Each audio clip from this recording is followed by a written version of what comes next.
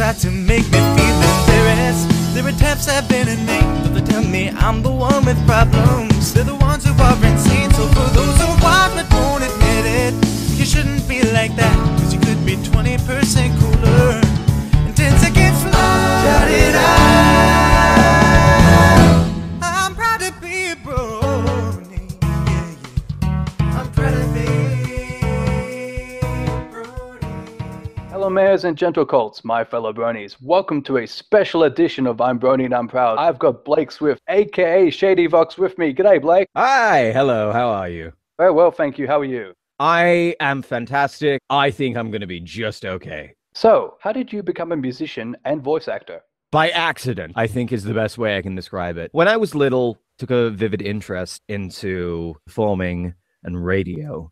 And then as I got older, I'm talking about 13 years old ago, so we're going back 10 years. I took an interest into radio. And then in high school, I pursued drama. After high school, I went into college. I took a course in performing arts and media studies. After college, I went into university where I did musical theater, and then I left that after a year because it was completely bogus, and I was writing more than I was performing. But I think I've always had an interest within myself to act and perform, and that's where my interest to voiceover came in. It sort of branched itself, and also in partnership, the fact that I was doing radio. I was performing, I was entertaining, I was presenting at the time I was doing radio, and doing voiceover work. I absolutely love entertaining where I can, being stupid or being a dipstick in class like I was for the majority of my educational life. Music was interesting. Music is something that I've only picked up within the last 2-3 years. I had a guitar that was given to me by my grandfather before he passed. No idea what to do with it. I have never held one before. I had no acknowledgement of how a guitar operated in terms of itself as a solo instrument, and in the bigger scheme of things when it comes to a band, a bass, a drum, a backing, a vocalist, a keyboard, or whatever. But whenever I'm working, like doing voiceover or anything, I have this little room that I'm in. It's a little booth with like acoustic foaming around it. It's tiny. It's under the stairs, but it works. It does the job, so whatever. And I would have the guitar resting next to me.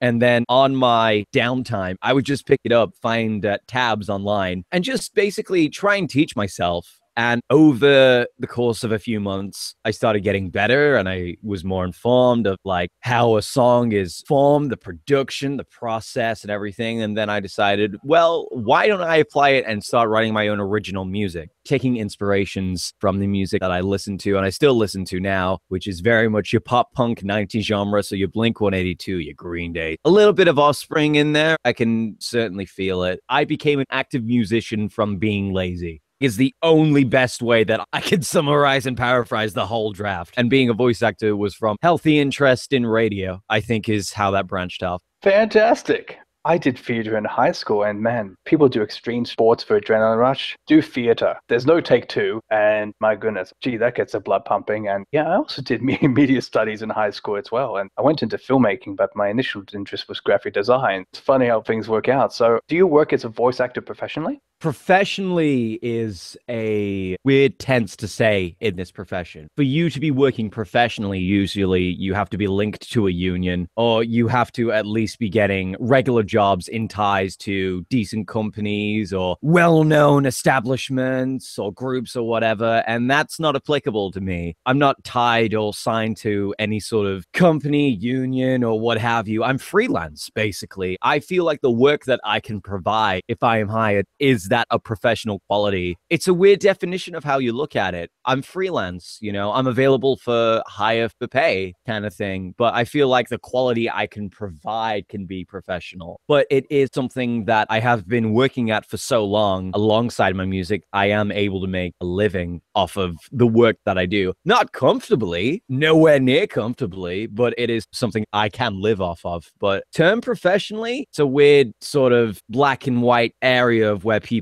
concern it to be. I consider myself that the work I can provide is of professional level, but I'm not tied to any company or union. You've definitely defined what I think the word professional is, where you can actually, yes, make a living from what you do best. So that's amazing. I've been freelancing for over a decade in media production, and people keep telling me, you know, stick with it. And I guess I got to a point of crossroads myself, but that's really great. Definitely hard yards being a freelancer. Definitely it can be very rewarding. For sure. Definitely. Absolutely. One of my very best friends works in the UK doing media production. He's been doing it for about 10 years. So it is doable. But from what he has told me, it's an extremely challenging place of work. There are a lot of people pursuing it all at the same time. So it can be extremely strenuous and laborious, unfortunately. But it is a rewarding process, especially if you got the passion behind it, like any job.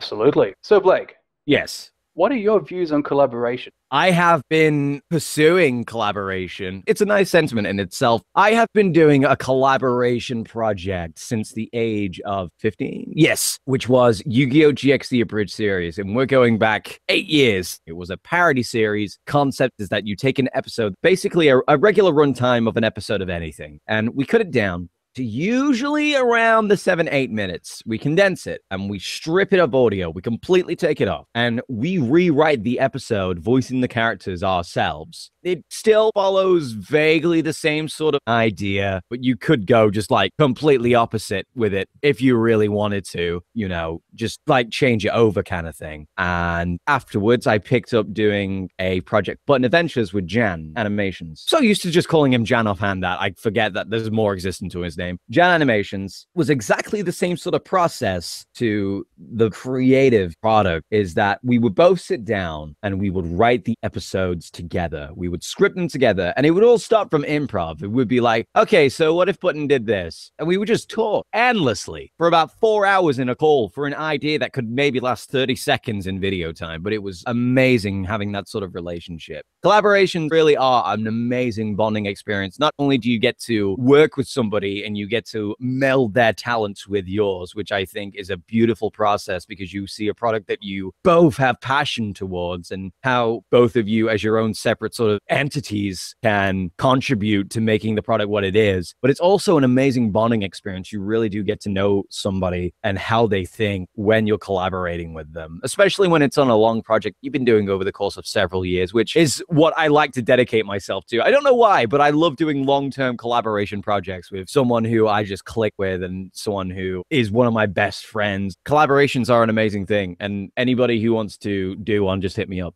So listeners, if you're interested in collaborating with Blake Swift, aka ShadyVox, hit him up on his Twitter at ShadyVox. That's ShadyVox.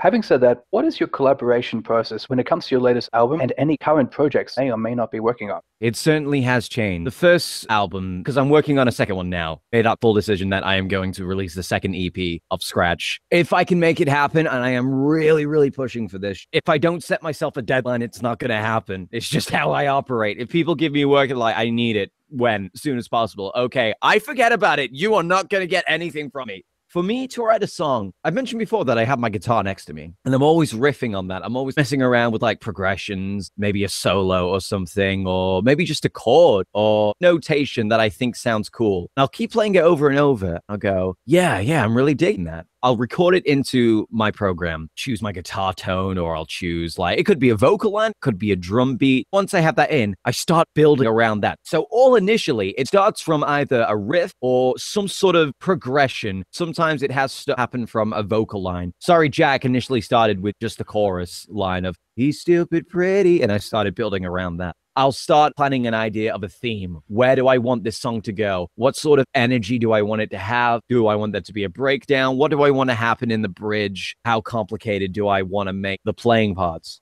So I build an instrumental with a vague idea concept of how I want the song to go. Once I've got the instrumental done, I then take piano guide and I start writing in notations across the song that I think would be a good vocal line. Like, for example, going back to Sorry Jack, she's stupid pretty, do, do, do, do, do. I didn't have lyrics for it at that point. I just thought, while writing it in as a piano roll, like, yeah, that sounds relatively catchy. I bet if I were to sing that notation with lyrics, it would work. Lyrics are probably the most difficult part of the entire process. I don't want to submit just crap. I want there to be just something behind music now, because it's so easy now to flick through the radio and just find loads and loads of songs that are essentially the same thing worded so cheaply. I mean, it's really easy to say in music a sentiment that is often said among people, which is why Rhyme took 3 weeks of nonstop lyric drafting. It was a personal experience. And I think Rhyme is my most successful song on that first record. Vocal recording is probably the easiest part of the whole process because I know what I'm doing. I've got everything on paper to tell me what to do. When you're doing an instrumental, you don't do that. It's all in the back of your head when you're trying to get inspiration or you're not feeling it. Lyrics, you got it on paper. You've already got the notation with how high you got to go, how low you got to go. And when it comes down to recording vocals, I want to integrate the lyrics that I've wrote into the song. It may not be word for word of how I've written it down originally, but even if it gets paraphrased, condensed, or even spliced to some degree, as long as the message that I'm trying to portray follows, I'd be happy with that. I'm being more experimental with this record, but the process itself is still relatively uniform to how I was doing it previously. I think from what I'm understanding, Sorry Jack was actually slightly autobiographical. Is that right? I've seen it so many times before. A lot of people can fall in and out of love very easily. Basically, a song about an understanding about, yeah, that's not how it works, and it does suck kind of thing. But just because that is the situation doesn't mean like it's over and you have to be like, you know, you have to be an ass about it kind of thing. And it was more just an expel of energy. During the moment, it may feel like it's the end of the world when you find someone that you think is perfect for you, absolutely perfect, and then nothing happens. It can suck, but it's like, it's going to happen, unfortunately. It's a fact of life. I've known a person for years and years who's sort of had that experience with girls who he'll meet and talk to them and he'll be really enthralled about them. And then next week, nothing happens. And he's like, oh, then why did she say, you know, that she liked me or that she thought I was nice and everything? It's like, not how it works, dude. It's not a personal experience on my part, like me as Jack, but it's just something I've noticed. That song got a lot of controversy on the comments. And then Tombstone remixed it and the whole thing went to crap. I think I fell in love with Sorry Jack immediately, and I think it is a fan favorite in the Brony community. Probably the majority of us have been in that situation. I know I have on more than one occasion, and I was like, finally, someone who's put it into words and written it down. It's like, you know, the real story of what goes on. And like you're saying, the whole thing is like, oh, I see the whole future in my head, and you haven't said one word to the girl yet. Sometimes, you know, you build this image of perfection in your mind, and in the end, when it doesn't happen, I can speak for myself. There were occasions in my youth where I've certainly had that experience. I think it's fair to say most guys have gone through that same experience of Jack. And yeah, it does suck. So I can sort of relate to it, but it's more apparent and you understand it more when you see it from somebody else going through that same road that you have. You see it from another perspective and it's like, did I do those same things? Did I come off that way? Oh, wow. It's like you get a different understanding when it's somebody else and you witnessing it happening outside of your circle. You're like, dude, that's not cool. Or that's not right. It's kind of like everybody can relate to it, even girls. Swap it around. I'm sure there have been instances when girls have liked guys and the guys, you know, it goes unacquitted and it's like, oh, well, you know, that's kind of lame. Sorry, Jack is just full of teenage angst. That's all it is. Well, I think I've had so much angst as like built up energy, and it's like I'm still trying to find a way to try and get all of that out. It's a hell of a track, and it's catchy, so catchy. Was my biggest gripe going into it because it was my first full original song, like produced vocals, synth, guitar, bass, and drums. I must have listened to the final mix over and over, solid for about a week, just tweaking everything. Album release, it's slightly different to the video release. The drums are a little bit harder. They got more tact to them. But I remember listening to it over and over and over and thinking to myself, this is either going to go great or it's going to fail miserably. And it actually went well. Most of the comments were a case of like, who's been watching me and how do they know my story? It's a bittersweet thing. I'm like, this isn't poking fun at your experience, but it's also on that communicative level that you've had it and you can relate to it is the same as I have. A lot of people disconnect themselves from the initial message of what it is and just enjoy the fact that it's a catchy song, which is nice and everything, but, you know, it's whatever, I guess. As long as people can have fun listening to it and, you know, they enjoy it, but keep in mind what it's about, then music is so controversial in itself, but I am glad that it received as well as it has. 1 million views for an original song from a band that came out of nowhere is pretty darn impressive. Outstanding. And now let's talk about the rhyme. Wow, this song took the absolute hardest. Well, this song was the hardest and took the absolute longest to make. Rhyme is it's a catharsis about my experience at school. I was bullied a lot as a kid because back then I didn't have an emotional outlet. I was very secluded, didn't talk to a lot of people. For the most part, when it came to like recess, I would go in the computer lab and just spend time on my own. I wouldn't be doing anything productive. You were meant to go in there to do homework and research. It was a place of solitude and safety for me in that computer lab. I never had a creative outlet to like explain the situation that was going on and how it made me feel. During the situation where I was getting bullied, I didn't really talk to my parents. I didn't let them know. I didn't approach my teachers and tell them about it. And it wasn't a case that I was scared or anything, or that I was like, if I tell, they're going to get ratted out and then it's going to be even worse for me. If I try to ignore it, maybe it'll get better, which is the most ridiculous thing that I ever could have believed at that time. It's still an ongoing issue. I have cousins and nephews and nieces who are going through school the same way that I did. Unfortunately, I just felt it would be a good way to let somebody else know that you're not alone in this. Not all of us do get a happy ending, and to ignore that would be denying the realism of it and just pretending it doesn't exist. And that song was hugely inspired by the project To This Day by Shane Corzan, who is a Canadian spoken word poet, who is just a fantastic man. He is one of my heroes, if not my hero, who just speaks this beautiful literature about his experiences and his tough times. And I just feel like it makes us a whole connection of what we are to share that experience with. And I contacted him saying that I'm a huge fan of the work that you've done for this, and it's something I'm equally as passionate about as yourself. And I asked him, can you write something for this song to be involved with? And he came back to me and said, absolutely. And then 2 months later, he was in studio. I believe he was in Vancouver recording for Silence is a song I know all the words to, which is a fantastic album. Please do pick it up if you ever get the chance. And he sent me the recordings.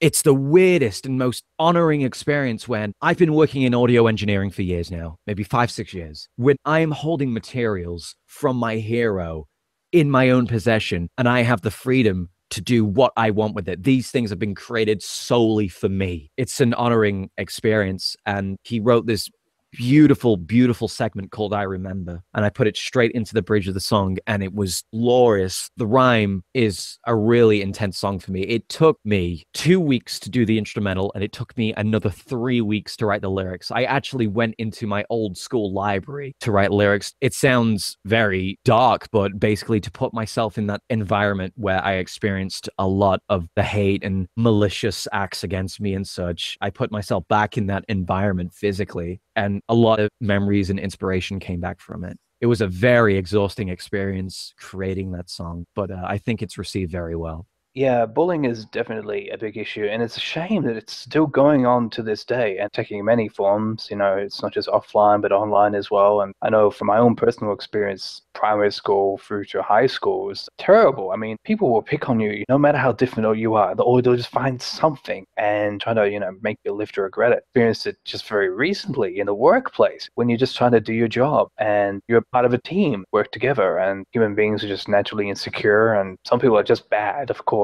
There are those. Definitely hinders your ability to try and relate to others when you have that happening, and definitely felt like that outsider looking in, so to speak. Not sure when it happened. For some reason, I was accepted for being me, and things grew from there. But I think that happened very recently. I think it was when I was 26, I think. So then it was just long winding road. It seemed to keep winding and winding and winding. So something about the show, and everyone's got stories how they got into the fandom, but a common thread is that, yes, definitely was a reminder of everything good. And it's amazing how we're very well taught to forget those things, and for what it just really sucks. So it's definitely another track that really strikes a chord and really rings true. So well done. Thank you. Now moving on to Butterflies.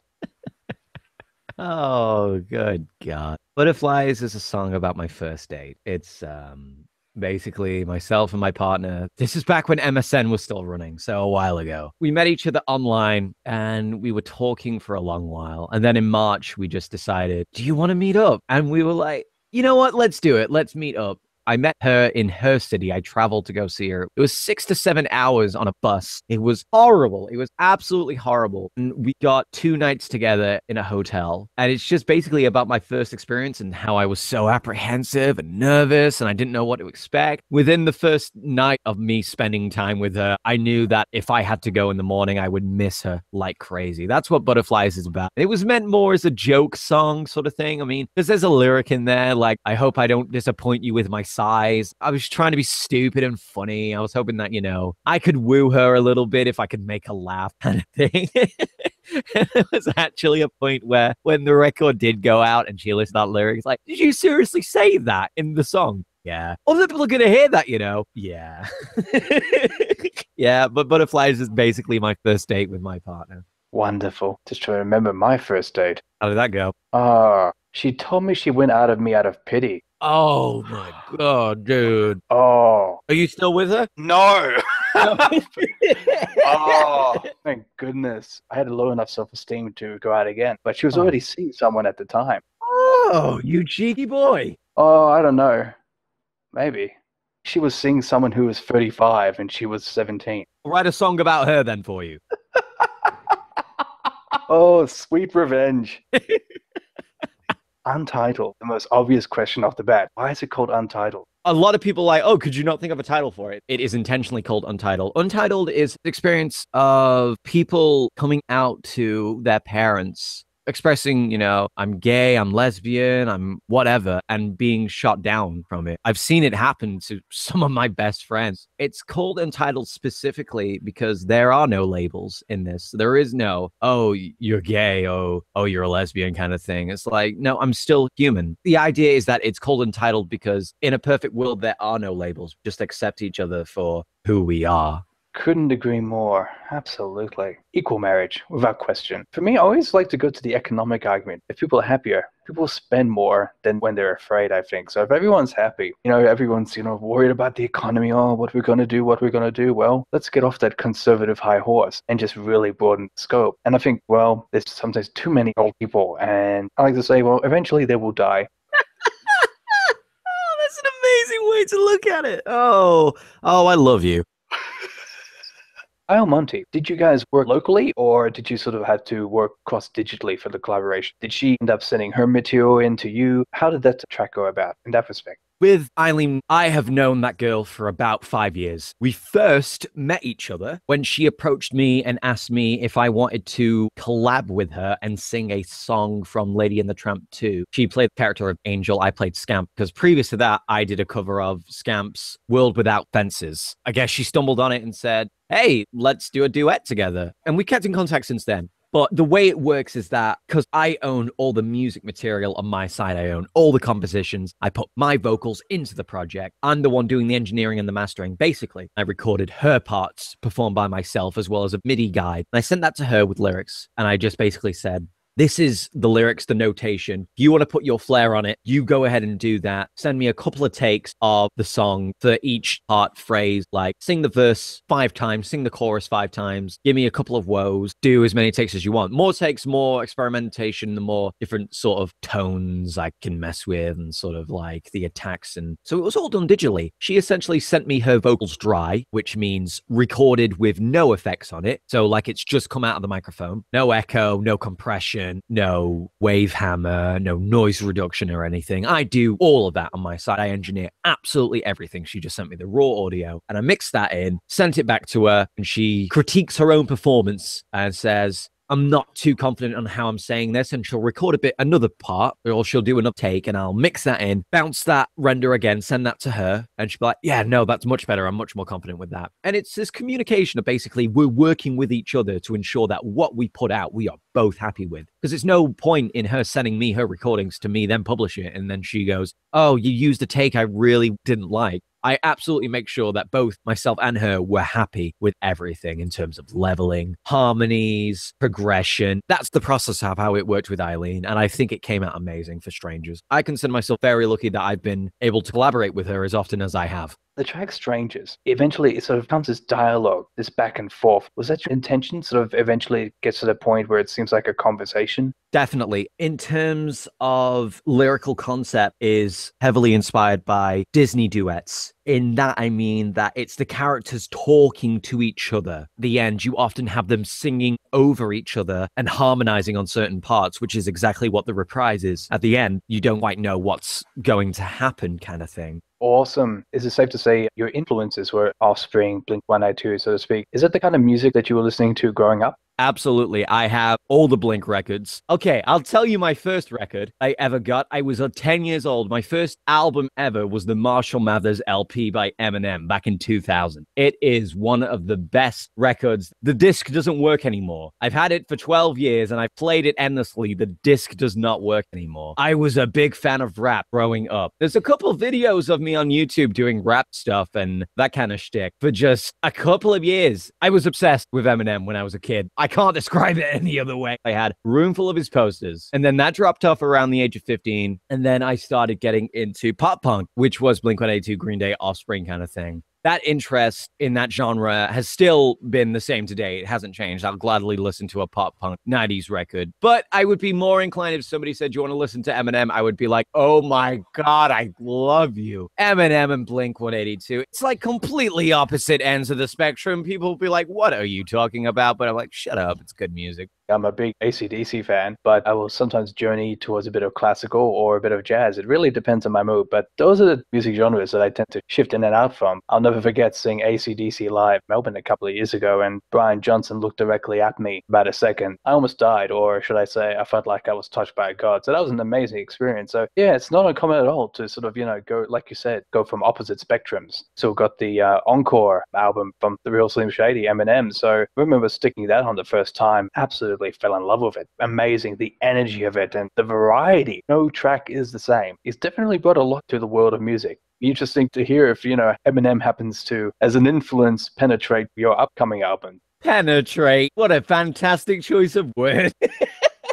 It's not the first time I've used that, but it seems to be the word to describe it. Use it at every opportunity that you can. Please, I will marry you. I swear I will. So the music, you're sort of saying, it came out of a laziness, but is it possible that it's sort of been a dream back of your mind, sort of brewing the subconscious? Good question. See, when I look at my music now, like when I go back and listen to my projects that I did like 3-4 years ago, because I have tried like making original compositions before I attempted the Scratch project, where Scratch is basically my outlet of everything that I've taught myself, because it's all self-taught. I haven't had any sort of training or tutoring for how to play drums, bass, guitar, sing, or anything like that. I haven't had any training. When I look at my previous projects, I look at them and I see where I was developing from and the point that I'm at now. But I try to think also previous to where I was at the point to start building a song those years and years ago. And I'm thinking, did I have any other instances where I attempted to make another song? The best I can come up with is that occasionally I would go to bars and sing karaoke. And I don't mean like I would be like a gig or a band or anything that would travel as a performer. I would literally, on Spanish holidays with my parents and my brothers 7 years ago, whenever we went into a bar and they had karaoke, I would always be the first one up there. And I was singing stuff like 50 show tunes. And I have no idea why. I think it's because my mom liked them. I was a weird kid. I think that's safe to say that from a young age, I have always had some sort of drive or some sort of want to pursue music. With everything that's happening, Blake, at the moment, what sort of dreams and aspirations do you have for the future? If it's, 12 months ahead, what are your visions beyond that, if any? I like to get my album finished. I would like to get that done. I'd like to get that out. I would like it to receive well, because obviously I don't want to put a product out and have everybody go, "Oh God, this is terrible." I'm like, "Oh, okay, 12 months of talent wasted then." It's difficult because I'm just one guy, but I would like to tour with my music. And I don't mean like go to big venues and like big arenas or anything, but I would be happy to just tour England or maybe tour a few countries and have a backing band. People who know of my music, don't know of my music, but they can enjoy a good time. I'd like to entertain and sing my music to other people. The idea in itself would be nice, that I could get on stage with a couple of friends and we can just jam out to things I've written that are important to me, share that experience with a live audience. One thing that I want to experience before my time is done here, I don't mean on the radio, I mean like life in itself. It's sorry to get morbid, but bucket list kind of thing. I would like to have the experience. Somebody quoted to me, a musician, one of the most fulfilling experiences you can have as a performer, musician, is to sing a song to an audience and have them sing your words back at you. And I think that's beautiful. I would love to have that connection. That's something I want to experience. That would be the music side. I would like to work for Disney or be tied to some sort of animation where I play a character that is a talking animal. And I know that's so weird to say, it's so specific, but I am a huge nutcase for old school Disney movies. Lion King, Fox and the Hound. I don't know, but I love that concept that animals have an entity in themselves and they can talk and they communicate. I don't know. I would love to be involved with something like that. I'd like to get the album out. I'd like to sing to an audience. I'd like to perform on stage. And I'd like to do voice work for, I don't know, give me a talking cat. Give me 12 episodes and make him the lead character. I will be happy. I will die happy at that point. Thanks again, Blake, for being on I'm Brony and I'm Proud, and it's been an absolute pleasure to have you. Thank you for having me. Excellent. Catch you later. See you later. Bye. This has been I'm Brony and I'm Proud. Lucky Knight speaking. Thanks for listening. Remember to like us on Facebook and follow us on Twitter at IBAIPshow. Proud to be a Brony. Intro and outro by Black Griffin. My Little Pony, friendship is magic. My little pony. I used to wonder what friendship could be. My little pony.